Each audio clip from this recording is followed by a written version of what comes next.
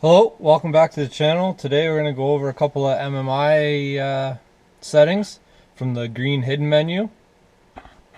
So first of all, if you haven't already done it, activate the hidden menu.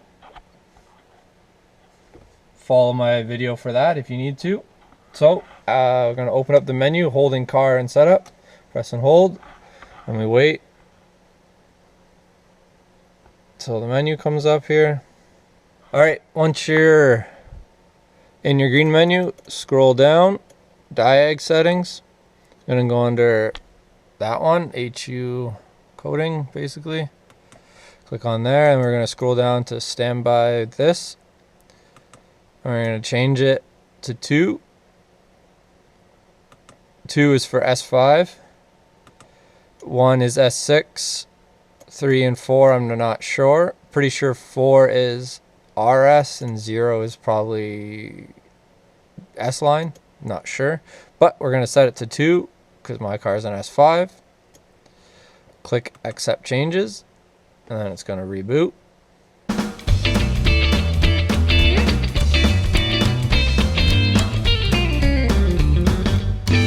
There it goes, see, S5. Wait for that to reboot, and then we'll go in and set the other setting here. So again, press and hold the setup menu, or setup car, sorry. Go into the green menu, go down here to diag settings. We're gonna go under car menus. We're gonna scroll, we're gonna select battery display, which I already did. So you click on that.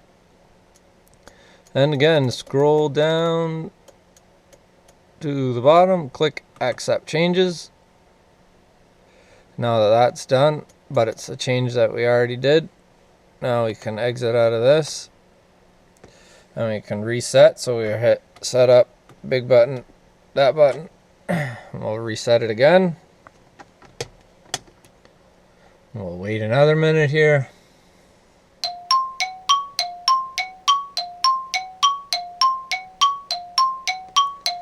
And when you click on car, you now have battery level, which you didn't have before.